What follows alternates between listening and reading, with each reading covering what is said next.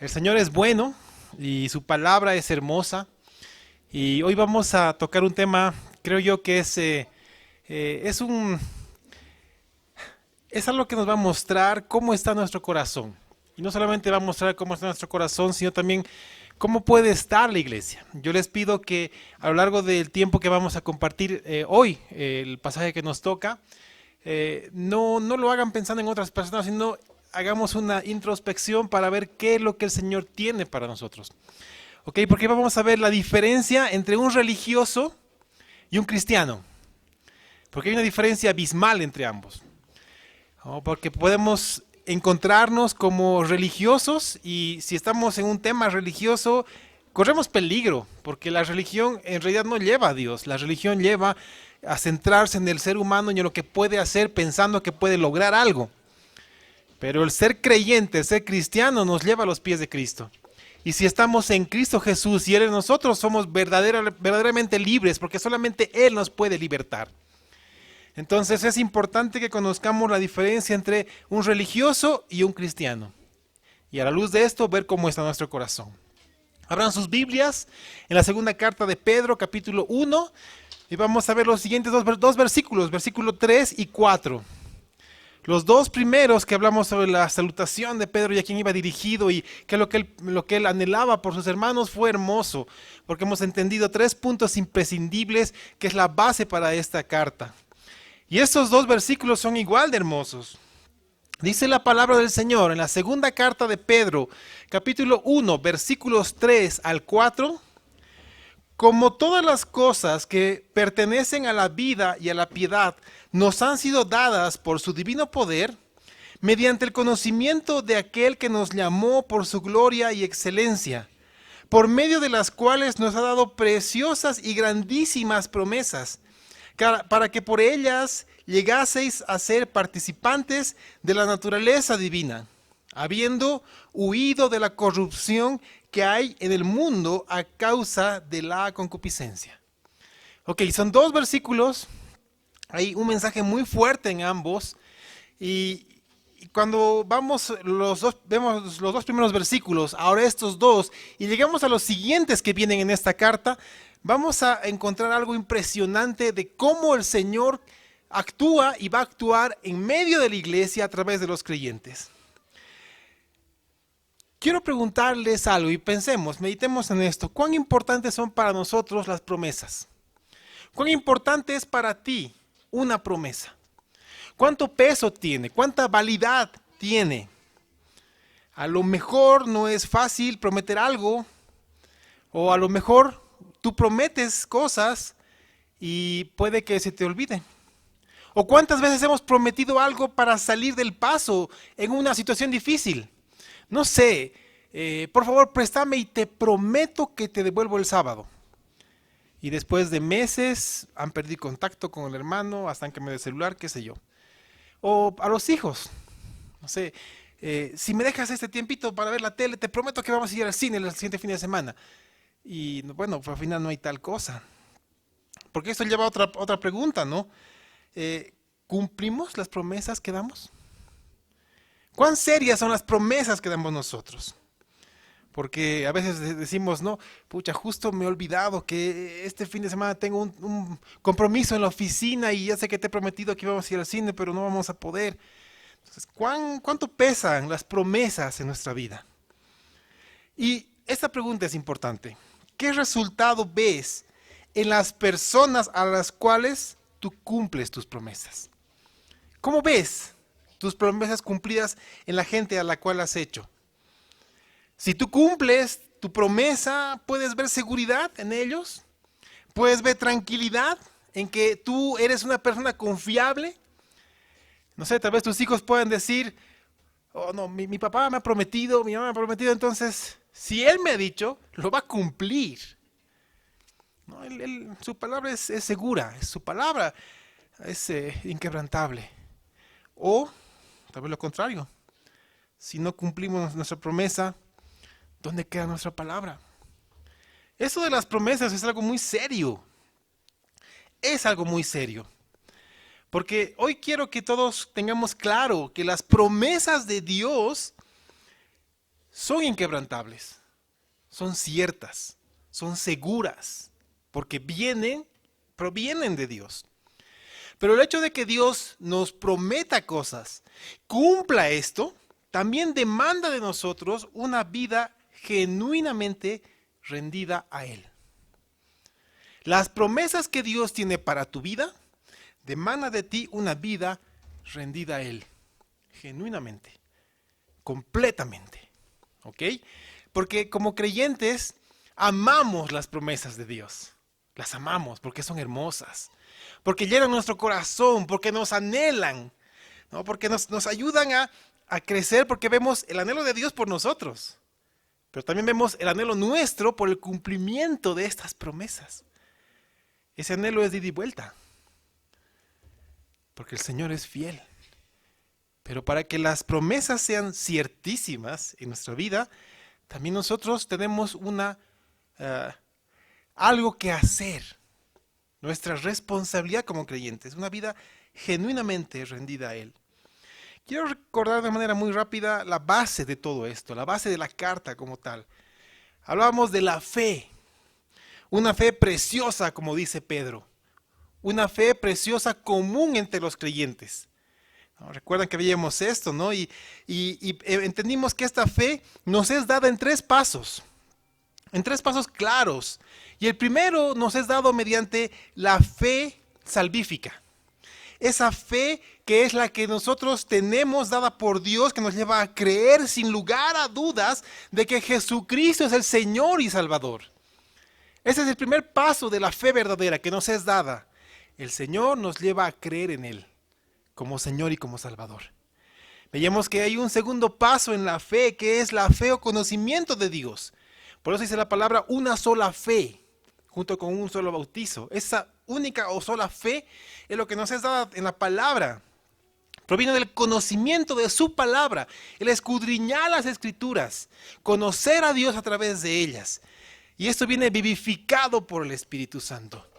Porque si somos creyentes y tenemos el Espíritu Santo, es el Espíritu Santo que abre nuestro entendimiento para que lo que la palabra dice sea certera en nosotros. Y tercero, esto cerraba en la parte de la fe como el creer, la fe, como una certeza y una convicción de saber qué y quién es Dios para nosotros. Además de conocer todo lo que Él puede y quiere hacer en nuestra vida. Esa es la dinámica de la fe que nos es dada. El Señor nos da la capacidad de creer en Él, de conocerlo y de saber quién y qué es Dios. Esa es la fe. Tiene mucho que ver con lo que dice Hebreos. Lo siguiente que veíamos acerca de la gracia. Y entendíamos de manera mucho más amplia. Y no solamente veíamos como una definición simple de la gracia, que es recibir algo que no merecemos. Veíamos que era mucho más grande que esto. Entendíamos que la gracia es la manifestación plena del amor de Dios.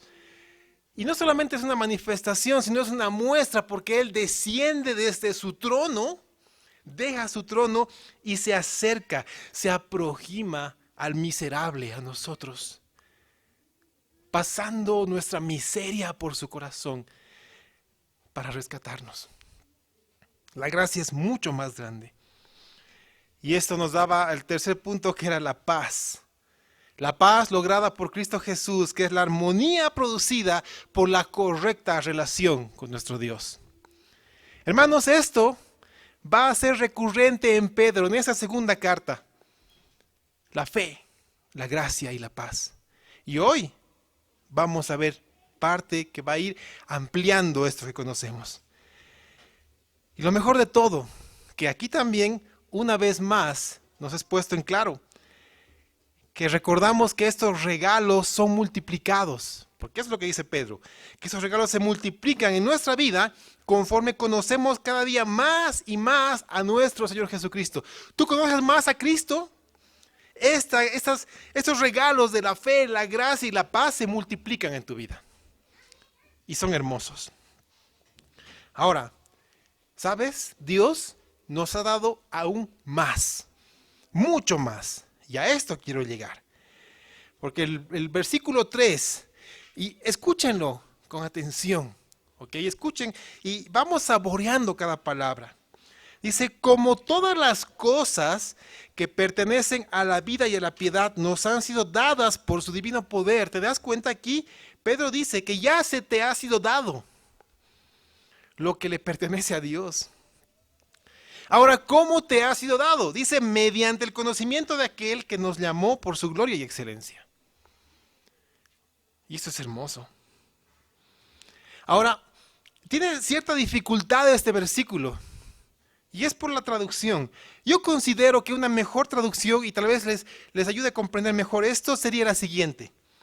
Puesto que, o dado que, o el resultado es que, todas las cosas que pertenecen a la vida y a la piedad nos han sido dadas por su divino poder. Entonces ya te ha sido dado. Y porque ya está en ti, hay algo que se debe hacer. Ok. Eso quiere decir que el poder de Dios nos otorga cuanto necesitamos como creyentes. Cuanto tú necesitas como creyente para tener una vida en santidad, que es el paso inmediato de la salvación, ¿no? Recuerdan, habíamos visto que el Señor nos salva y después nos demanda ser santos porque Él es santo.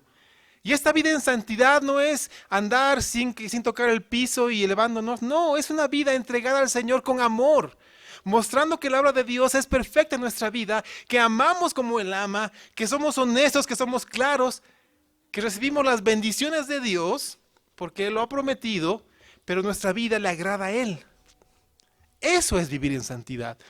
Santidad quiere decir apartados, apartados para Dios, apartados por Él, para darle la gloria con nuestra vida. Tener una vida que alegre el corazón del Señor. Entonces, cuanto tú necesitas para esta vida en santidad, el Señor te lo puede dar. Ya te ha dado muchas cosas, pero aún te puede dar más. Mira, tú necesitas paciencia, requieres de fuerza, quieres querer y el hacer, necesitas amor por los demás, requieres de sabiduría, y etcétera. Podemos citar muchas cosas que podemos necesitar como creyentes. Todo eso simplemente necesitas pedírselo al Señor, porque el poder de Dios está presto para otorgarte eso para su gloria. ¿Cuántas veces hemos pasado por diversas circunstancias y hemos necesitado de parte del Señor paciencia?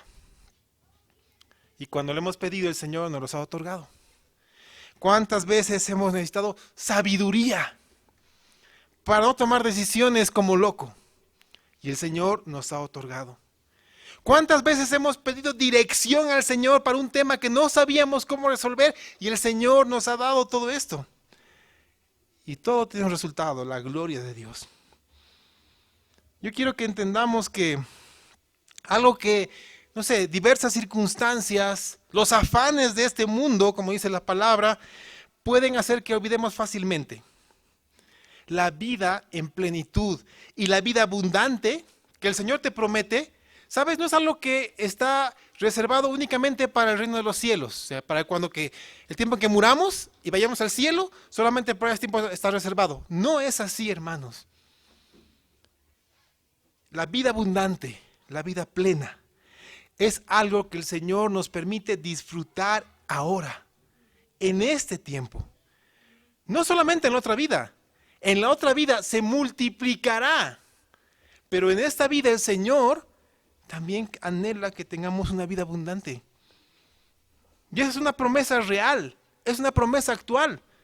A mí me encanta Juan capítulo 10, versículo 10, porque nos da una advertencia y nos da la promesa. Juan 10:10 dice, el ladrón no viene sino para hurtar y matar y destruir. Yo he venido para que tengan vida y para que la tengan en abundancia. La construcción de estas palabras es hermosa porque muestra algo consumado ya, desde este tiempo. El Señor anhela para ti vida abundante, vida que te llene, que muestre su amor por ti. Eso es lo que el Señor quiere para ti. Obviamente el enemigo quiere lo contrario y hay una lucha. ¿Y sabes cuál es la lucha? ¿a quién le crees tú más? Esa es la lucha. ¿A quién estás creyendo más? ¿Si al Señor o a la obra del enemigo?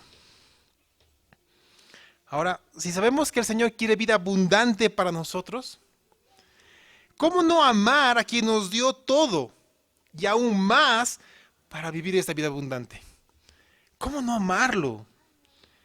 Y es ese amor, el amor por Cristo Jesús, el que debe llevarnos a vivir como Él pide que vivamos.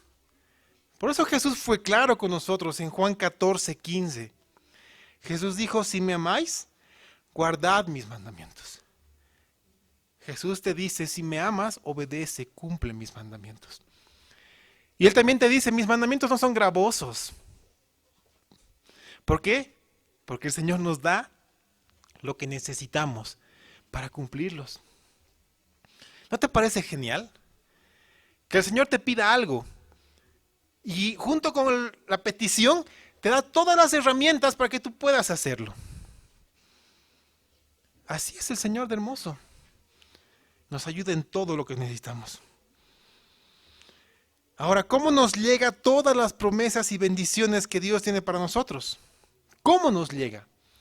Porque es una pregunta que todo creyente en su sano juicio debe hacerla. Ok, Señor, acá he escuchado que hay muchas promesas. ¿Cómo me llegan estas promesas? ¿Cómo yo puedo tener las bendiciones que tú has apartado para mí? Pedro responde.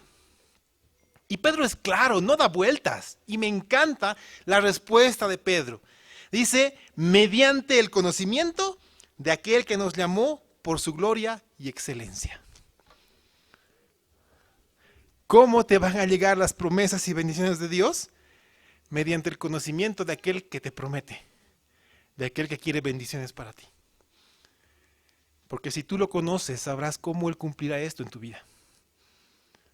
Tú sabrás cómo el Señor está obrando en ti, lo sabrás. Y una vez más, Pedro nos llama a conocer a Dios, quien nos llamó por su gloria y excelencia. ¿Te das cuenta? En 4 versículos, una vez más, Pedro te dice, conoce, busca, escudriña acerca de tu Señor. Pedro no pierde el tiempo en esto, es claro. Y es esta gloria y excelencia que nos da preciosas y grandísimas promesas. Y esta palabra es hermosa, dice grandísimas, es un superlativo, es decir, las promesas de Dios son tan grandes que ni siquiera las puedes entender. Como dice Isaías, las promesas de Dios aventajan a nuestros pensamientos como el cielo aventaja a la tierra. Entonces, tú ni siquiera puedes imaginarte las cosas buenas que Dios quiere para ti. Pero a veces le creemos más al enemigo y nos dejamos llevar por él. Mira, quiero que entendamos cómo el Señor nos hace participantes de la divina naturaleza. ¿Has escuchado este término? Ser participantes de la divina naturaleza. Quiero que entendamos qué significa esto. Porque el versículo 4 habla de esto. Una vez más, escucha con atención. Voy a leer con calma el versículo 4. Dice, por medio de las cuales, es decir, las promesas que hizo, por medio de las cuales nos ha dado preciosas y grandísimas promesas. ¿Ok? Ahora escucha. Para que por ellas llegaseis a ser participantes de la naturaleza divina. El Señor te ha hecho a ti participante. Ahora, ¿qué quiere decir esto? Por cómo se ha manifestado la gloria de Dios, su gracia en tu vida y las promesas que Él te ha dado que son preciosas, son valiosas, son grandísimas. El Señor obra en tu vida. ¿Cómo? Él comienza dándote vida eterna. Después pasa por la promesa de hacerte su hijo. Tú eres hijo, hija de Dios. Y Él consuma su promesa conformándote a Cristo. Y sabemos por la palabra que el momento en que seamos conformados a Cristo, ya pasaremos nuestra vida en este mundo y estaremos en la gloria del cielo. Pero en medio de esas 3 grandes promesas, en el transcurso de esas 3 grandes promesas, a lo largo de ese tiempo, podemos contar con muchísimas promesas preciosas, añadidas, promesa sobre promesa para tu vida. te doy algunos ejemplos. Algunos ejemplos y espero que esos ejemplos te animen a escudriñar la palabra y a buscar las promesas de Dios para tu vida. Primero, Él te ha prometido su Espíritu Santo. Y cuando nos salvó, lo cumplió. Él te promete su presencia continua. Él promete estar contigo siempre hasta el fin del mundo. Él te promete su provisión. Y todos aquí podemos dar fe y testimonio de esto. El Señor hasta hoy nos ha sustentado. Él te promete su amor. Y su amor es incondicional. Y Él tiene muchísimas más promesas para ti. Encuéntralas en su palabra. Pero ¿sabes qué es lo más hermoso de todo esto? Lo más hermoso de las promesas de Dios está en la segunda carta a los Corintios, capítulo 1, versículo 20. Y subraya esto en tu Biblia. Segundo a los Corintios 1:20 dice, porque todas las promesas de Dios son en Él sí, y en Él amén. Es decir, Él va a cumplir sus promesas. Si Él ha prometido algo, Él cumplirá y trabajará en ti. Y Él obrará en tu vida para que esas promesas sean ciertas. Ahora, esto obviamente pone en nosotros una responsabilidad. Porque todas estas promesas tienen un fin. El fin de las promesas es para que por ellas llegásemos a ser participantes de la naturaleza divina. Y aquí entro este detalle. Porque eso es impresionante. Si no lo conoces, ahora conozcámoslo para que nos impresionemos junto con el apóstol Pedro. Porque a veces no conocemos, no entendemos la magnitud de lo que significa ser participantes de la naturaleza divina. A ver, entendamos algo. Voy a hacer lo más simple que pueda esto. Sí, es algo hermoso. La naturaleza de Dios, así su ser, contiene atributos, es decir, cosas que lo hacen Dios. ¿De acuerdo? Así te vamos a explicar sencillo. Esos atributos deben ser conocidos y estudiados. Voy a pedirle al Señor que nos dé un tiempo para conocerlos. Pero vamos a dividir esos atributos en dos grupos sencillos. ¿De acuerdo? Atributos que Dios nos comunica y atributos que Dios no comunica. Te doy un ejemplo. Dios puede comunicar su amor. ¿Por qué? Porque Dios es amor, es su atributo. Entonces Dios nos comunica a través del Espíritu Santo su amor por los demás. Porque el amor humano por los demás siempre va a pedir algo a cambio. Pero el amor de Dios por los demás, que nos es transmitido, comunicado por el Espíritu Santo, es el verdadero amor sin condición alguna. Y te ayuda y te enseña a ver lo que Dios ve en esa persona y amar a esa persona como Dios lo hace. Otro ejemplo, Dios nos comunica su compasión, que es otro atributo de Dios. Y cuando tú comprendes la compasión de Dios por las personas, tú llevas la buena noticia al perdido, porque sabes que Dios no quiere que se pierda. Te doy el ejemplo de lo que no comunica. Por ejemplo, solamente Dios es eterno y Él no comunica su eternidad. Es decir, acá ninguno es eterno. Somos perpetuos. ¿Sabes cuál es la diferencia? Eterno es algo que no tiene ni principio ni fin. En realidad es algo que está fuera de tiempo. Nosotros tuvimos un principio, pero no un final. Entonces somos perpetuos. Dios no comunica este atributo, su eternidad. Otro ejemplo, su omnisciencia. Solamente Dios tiene este atributo y no lo comunica a nadie. ¿Te imaginas qué pasaría si Dios nos comunicara su omnisciencia? Yo creo que, no sé, moriríamos en el instante. Solamente Dios tiene esto. Ahora, es ahí donde todas estas promesas cobran el ser impresionantes en su resultado. Y comprende esto. Porque dice, para que por ellas llegaseis a ser participantes. Dios te hace participante de su naturaleza divina. ¿Sabes lo que es esto? Solo por las promesas de Dios tú puedes participar de la vida eterna de Dios sin ser tú eterno. Lo hacemos a través de Cristo Jesús.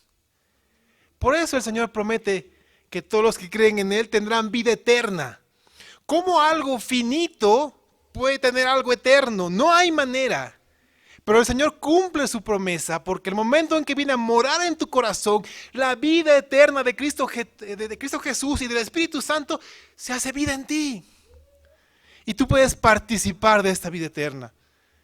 Esa es una hermosa promesa. Y solamente por esas promesas tú puedes participar de esto.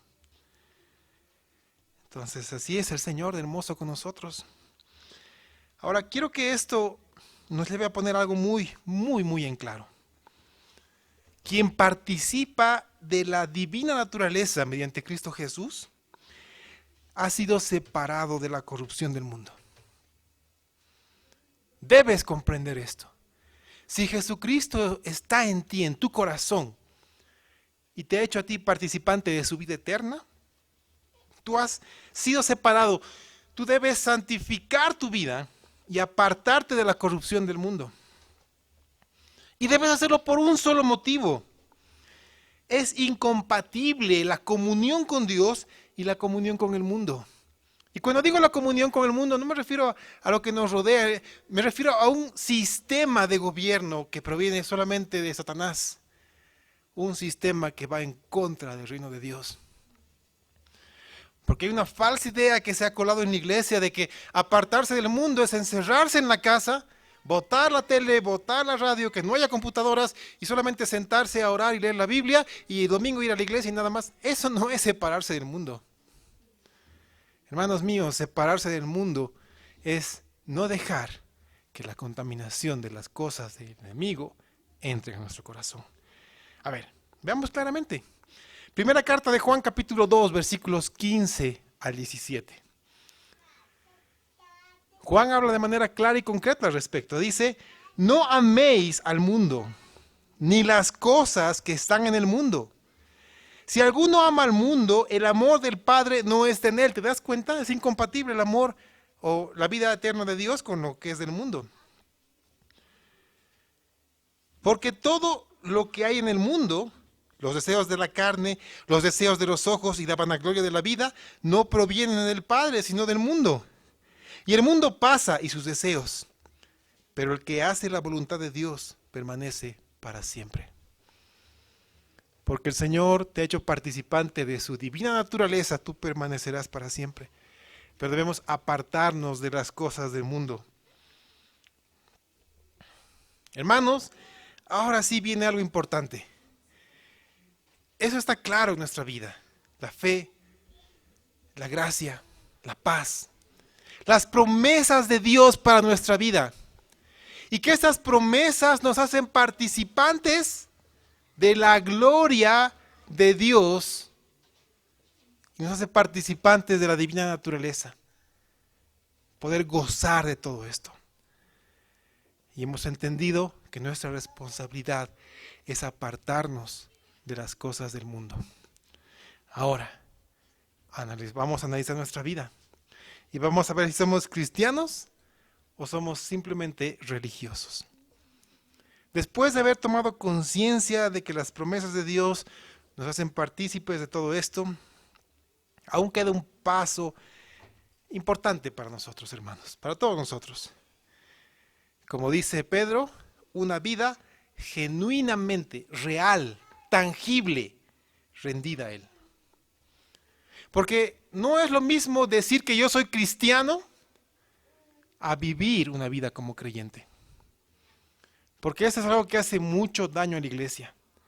Gente que dice ser creyente, pero su vida fuera de la iglesia, en el hogar, en el trabajo, en los estudios, qué sé yo, muestra completamente lo contrario. ¿Cuántas veces han escuchado comentarios como, si él es cristiano, jamás me verás en una iglesia? Yo lo he escuchado muchas veces. Pero también me alegra escuchar comentarios como, yo no sé qué tiene esta persona, porque es diferente a los demás, y yo quiero lo que tiene. Y después conoce que esa persona tiene a Cristo en su corazón. Porque así como hay comentarios que muestran que hay creyentes que dicen ser creyentes pero no lo son, hay también personas en las cuales el Señor está obrando de manera maravillosa. Así que veamos qué es lo que hace que tengamos una vida genuinamente rendidas a Dios. Y le he dado muchas vueltas al asunto y creo que la mejor manera de entender esto es contrastando dos circunstancias, dos vidas, no solamente para compararlas, sino para ver la situación por las cuales pasaron estas dos vidas. Y una es a través del sumo sacerdote Aarón, todos lo conocemos, ¿no es así? Aarón, ok. Y Moisés, ambos hermanos, ¿no es así? ¿No? Aarón fue hermano de Moisés y él fue el sumo sacerdote. Ok, les he preparado algunas diapositivas que vamos a ir pasando porque quiero que entendamos con claridad esto del ser sumo sacerdote y lo que significa. Vamos a conocer un poco de lo que Dios dijo sobre este oficio, este cargo, sumo sacerdote. A ver, la función del sumo sacerdote está claramente expresada en el Antiguo Testamento. Su función era representar al pueblo de Dios ante él, es decir, era representante del pueblo de Israel ante Dios. Él intercedía por el pueblo. Este hombre debía ser un mediador que ofrezca sacrificio intercediendo por los pecados del pueblo ante Dios. Es decir, este hombre tenía que presentarse en el templo con el sacrificio, con la sangre del cordero, entrar al lugar santísimo, verter la sangre en el propiciatorio para cubrir el pecado del pueblo de Israel por un año. Porque él solamente podía entrar a este lugar un año. Él debía oficiar los sacrificios a lo largo de este año restante. Él debía interceder por el pueblo. Él debía enseñar las escrituras a este tiempo. Debía ser alguien que esté constantemente velando por el pueblo, haciendo lo que Dios le ha mandado. Y quiero que veamos un poco un detalle que a veces se pasa. El detalle de la vestimenta y lo que esta vestimenta representa. Vamos a ver el siguiente punto. Ok, vamos a ver acá los primeros elementos de la ropa sacerdotal, ¿de acuerdo? Solamente el sumo pontífice, llamemos así, en este caso sí, el sumo sacerdote vestía de esta manera, como está allá. Así era el sacerdote, el sumo, era de esta manera, ¿de acuerdo? Él tenía una túnica, lo primero que está, lo que está abajo. Se ponía una túnica y esta túnica era a cuadros de lino fino tejido en una sola pieza. No tenía cortes, era perfecto, una sola pieza. Era preciosa y venía sobre él. Venía el manto, ahí es el número 2, ven, aquí abajo, azul, ¿sí? El manto, era un manto azul. Y ese manto tenía orlas y campanillas doradas. Las pueden ver en la parte de la base. Algunas crónicas enseñan que esas campanillas tenían una función. Se enseña que a veces los que sucedieron a Aarón, cuando entraban al lugar santo, se tenía que escuchar las campanillas, porque estaba caminando y se movía del lugar santísimo. Pero si por algún motivo su expiación, es decir, su tiempo de limpieza personal no fue como tenía que hacer en las escrituras, él entraba y moría. Entonces, si no había ruido de campanitas, había muerto este hombre. Entonces, como estaba amarrado por el pie con una cuerda, jalaban su cuerpo porque nadie más podía entrar al lugar santísimo. Eso es lo que se cuenta en la tradición.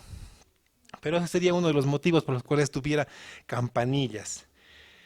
La siguiente, por favor. Vemos el punto 3. Se llama efod. Es lo que está, viene el manto, ¿sí?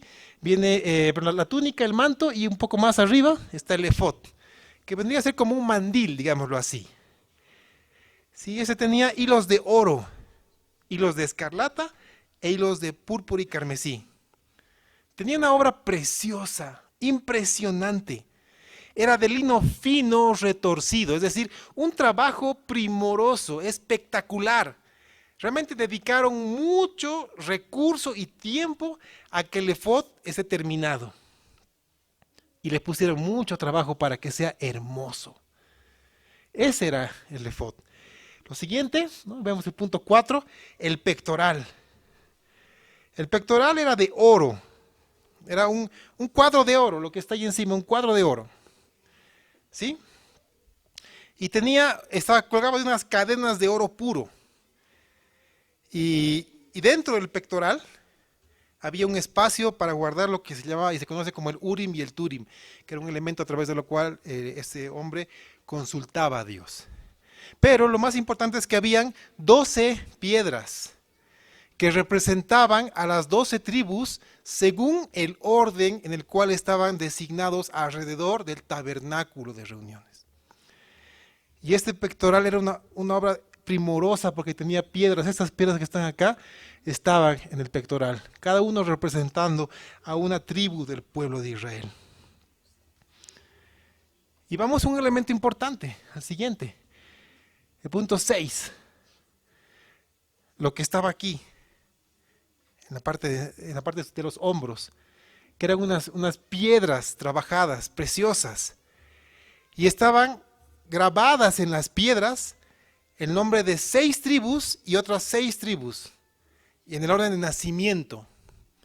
Y era un trabajo primoroso. Imagínense grabar en la piedra nombre por nombre de las 12 tribus para que eso sujete todo lo que cuelga. Y ahí estaba el pectoral. Estas piedras eran hermosas. Vemos el siguiente, la mitra. La mitra es un turbante, básicamente un turbante igual de lino fino. ¿Se dan cuenta el tremendo uniforme que se gastaba este hombre? Es impresionante, ¿no es así? Pero aquí viene, desde mi perspectiva, lo más importante de todo el uniforme del sumo sacerdote, que es la placa sagrada. Esta placa sagrada que se llevaba sobre la mitra tenía una inscripción en hebreo. Esta inscripción decía santidad a Jehová. Esta placa en la frente no solamente recordaba a este hombre su labor como sumo sacerdote, de interceder.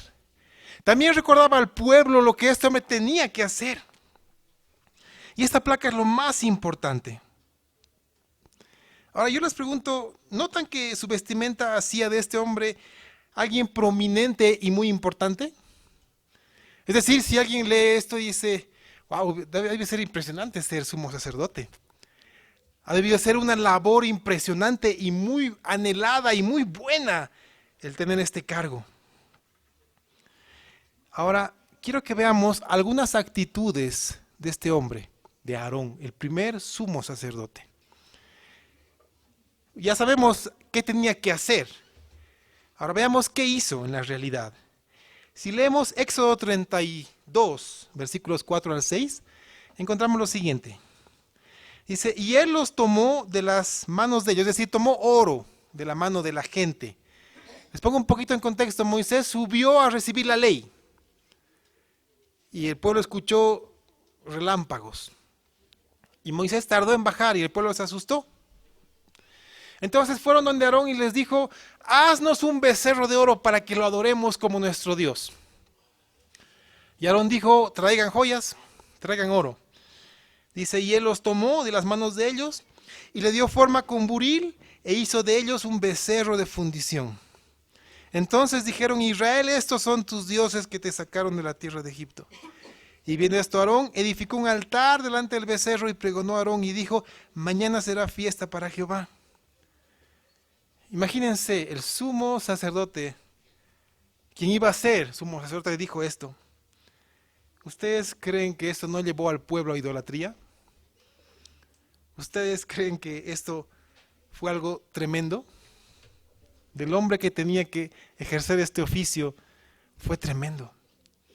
Y ¿saben qué es lo que más me sorprendió? Usted lee un poco más adelante, cuando Dios le dice a Moisés, ¿sabes Moisés? El pueblo está desenfrenado. Moisés bajó, Moisés vio el becerro de oro y le dijo a Aarón, Aarón, ¿qué has hecho? Si ustedes leen más abajo, escucharán la respuesta de Aarón. Aarón dijo, yo no sé, yo eché el oro al fuego y salió un becerro. Esa fue la respuesta de Aarón. Imagínense un hombre que debía representar al pueblo más adelante delante de Dios y también mostrar la gloria de Dios al pueblo con semejante respuesta. No, yo he echado el oro al fuego y ahí está un becerro de oro. ¿Se dan cuenta de tremenda aberración? Les muestro otro episodio respecto a Aarón.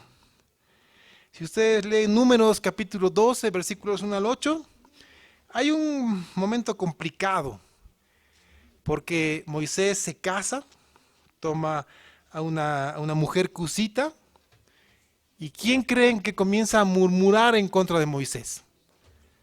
Aarón, su hermano, y también su hermana Miriam, ¿no? María. Entonces, pues, comienzan a murmurar. ¿Y cuál era su murmuración? ¿Acaso Dios solamente habla por Moisés? ¿No estamos acá nosotros? Murmuraron en contra de él.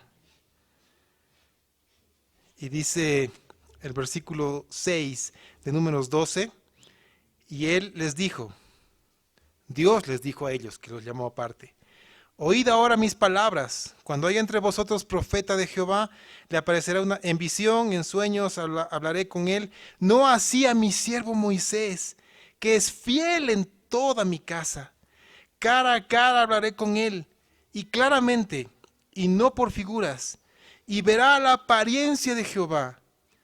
¿Por qué pues no tuvisteis temor de hablar contra mi siervo Moisés? Entonces Dios hizo que tuvieron lepra. Y fue la disciplina de Dios para este hombre, aquel representante del pueblo. Y esto obviamente, pues, ¿qué creen? Llevó al pueblo a murmurar contra la persona que Dios había puesto sobre ellos. Yo les pregunto, ¿creen ustedes que esa es la actitud de un sumo sacerdote? ¿Sí? Parece alguien que conoce al Señor en persona, o alguien que conoce al Señor religiosamente. ¿Cuántas veces nosotros hemos vivido de esta manera? Tal vez con la parafernalia que tenía este hombre, pero como creyentes. No solamente podemos estar vestidos así como el sumo sacerdote, podemos tener otro tipo de vestimenta como creyentes. Tenemos una hermosa Biblia de estudio bajo el brazo. Estamos vestidos impecablemente. Tenemos un léxico cristiano impresionante. Tenemos un comportamiento impecable desde el momento en que entramos al lugar de la reunión general, pero se queda ahí. Entre semana, nuestra vida continúa siendo la misma que cualquier persona del mundo, con murmuraciones, con idolatría, con palabras vanas y vacías. Cuando tú miras al sumo sacerdote, tú esperas algo de él. Por su presencia. Por su presencia. Pero ahora vamos a contrastar esto con la figura de Moisés. Cuando yo leo Éxodo 32, versículos 31 y 32, me sorprendo mucho. Porque pasó el incidente del becerro. Dios, obviamente, se molestó contra el pueblo de Israel. Moisés, ni qué decir. Pero Moisés volvió a subir al monte alto. Y Moisés habló con Dios. Y dice esos versículos, entonces volvió Moisés a Jehová y dijo, te ruego pues, este pueblo ha cometido un gran pecado, porque se hicieron dioses de oro, que perdones ahora su pecado. Y si no, ráeme ahora de tu libro que has escrito. Wow, Moisés dijo esto, dijo, Señor, este pueblo se ha hecho dioses de oro, pero te ruego que los perdones. Te ruego que tu amor esté sobre ellos, o si no, ráeme de tu libro. Yo te pregunto, ¿Moisés estaba vestido como el sumo sacerdote? ¿Tenía toda esa parafernalia encima? Pero ¿quién fue el verdadero intercesor entre Dios y el pueblo? ¿A qué punto llegó la humildad de Moisés a decir, Señor, perdona a tu pueblo, si no, ráeme de él? Y la conversación que hay entre Dios y Moisés es hermosa. Porque Dios le dice, ok, mira, tú me dices que perdone, saca este pueblo. Saca este pueblo. Y Moisés le dice, pero tú no me has dicho con quién o quién guiará a este pueblo. Y Dios le dice, irá un ángel delante de ellos. Y Moisés le dice, si tú no vas delante del pueblo, no nos saques de aquí. Déjanos aquí. Y el Señor le concedió esto a Moisés. Una vez más pregunto, ¿quién fue el verdadero intercesor entre el pueblo y Dios? Este hombre, con su humildad. ¿Y sabes qué es lo más impresionante? La petición de Moisés a Dios. Yo quiero ponerte en la misma circunstancia. Yo quiero pedir que todos nos despojemos de la parafernalia que podemos tener como cristianos y que sea la diferencia que hubo entre Aarón y Moisés la que hay en nosotros. ¿Sabes cuál fue la diferencia entre Aarón y Moisés? El corazón.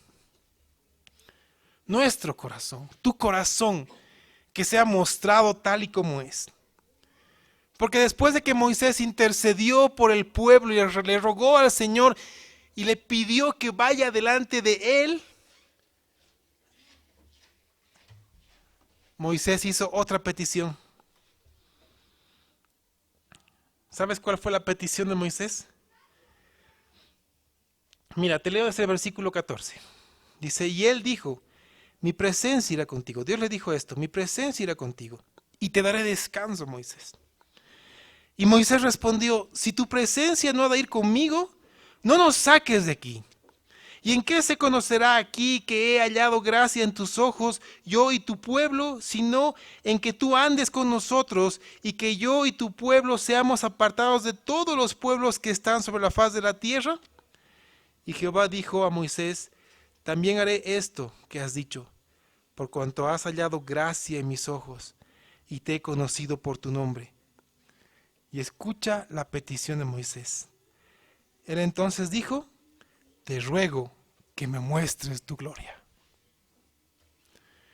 Wow, Moisés fue avesado. Mira, su amor por el pueblo de Israel fue tan grande que pidió perdón por el pueblo. Pidió que el Señor guiara al pueblo. Concedió esto el Señor, pero dijo, un ángel irá. Volvió a interceder y pidió que sea Dios quien los guíe. Y Dios concedió esto. Y Moisés fue más allá y le dijo, Señor, muéstrame tu gloria. ¿Y qué crees que hizo Dios? Le permitió ver su espalda. Lo cubrió con su mano a Moisés en una hendidura del monte y pasó. ¿Tú sabes qué pregonaba Dios cuando pasó por Moisés? ¿No lo sabes? Te reto a que leas en Éxodo 33 y sigas hasta adelante y verás y te sorprenderás qué fue lo que Dios decía cuando pasó. Y permitió a Moisés ver la espalda de Dios. Y Moisés bajó con el rostro resplandeciente. Resplandeciente porque era la marca de que él había estado con Dios. Hermanos, que la marca que tengamos nosotros de que estamos con Cristo no sea un lenguaje cristiano, no sea la mejor y más grande Biblia que podamos tener, que no sea el estar firmes domingo a domingo, porque eso es lo que creemos que es ser cristiano. Hermanos, no seamos cristianos de domingo.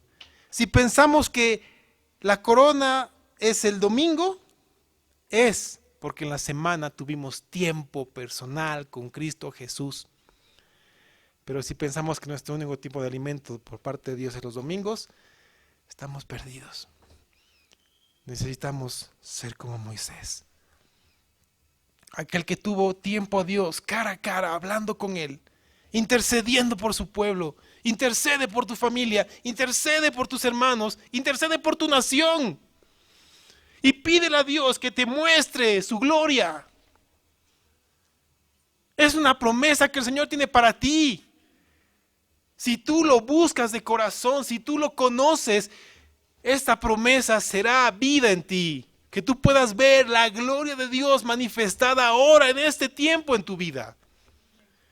Oh hermano, ¿cuánto necesitamos esto? Como creyentes, como iglesia local. Que la gloria de Dios sea manifiesta entre nosotros. Es lo que necesitamos. ¿Cuál de los dos te parece más un sumo sacerdote? Pues obviamente Moisés. Y él no necesitó ninguna de las cosas que señalaban a este oficio. Él con humildad y cara a cara delante de Dios intercedió por su pueblo. Esa es la diferencia entre un religioso y un verdadero cristiano. Alguien que conoce y puede hablar cara a cara con el Señor y poner sus peticiones delante de Él. Esa es la bendición que Dios tiene para nosotros. Esa es la bendición que Dios tiene para ti. Si hoy hemos entendido que nos hemos convertido en personas religiosas, que solamente asistimos los domingos porque no tenemos una relación personal con Dios el resto de la semana, es tiempo de arrepentirnos. Es tiempo de arrepentirnos. ¿Cómo el Señor puede cumplir promesas para tu vida si no tienes una relación personal con Él? ¿Cómo el Señor puede incrementar tu fe, su gracia para ti, su paz para ti, si no tienes una relación personal con Él? Yo creo que es tiempo de que anhelemos ser creyentes verdaderos. Que puedan ver la gloria de Dios todos los días en su vida, en su familia, en la iglesia, en esta nación. Es tiempo, hermanos míos, de que hagamos esta petición. Porque la promesa de Dios será cumplida si lo buscamos de corazón. Oremos. Hemos aquí, Padre. Tu palabra nos dice que tú nos hiciste tus sacerdotes. Somos pueblo escogido tuyo. Somos real sacerdocio. Padre, queremos estar conscientes de qué es lo que tú nos has hecho. Y poder de corazón presentarnos delante de ti. Cara a cara. Interceder por nuestra familia. Interceder por nuestra nación. Poner delante de ti nuestros ruegos. Nuestros agradecimientos, nuestras peticiones. Pero Señor, queremos pedirte que nos muestres tu gloria.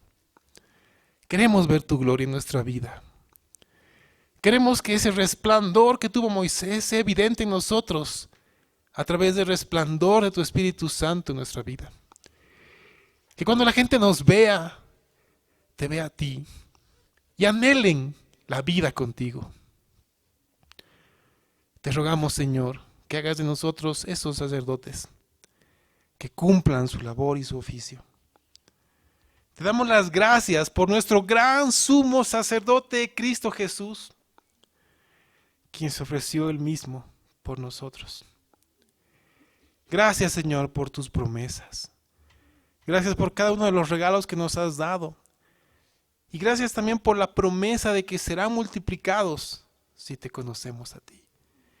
Rogamos a tu Espíritu Santo, Señor, que cuando hablamos las Escrituras, sople vida. Y esto se haga vida en nosotros. Oh Señor, vivifica tu palabra en nosotros a través del soplo de tu Espíritu Santo. Haz de nosotros hombres, mujeres entregados por completo a ti. Queremos ver tu gloria. En el nombre de Jesús. Amén.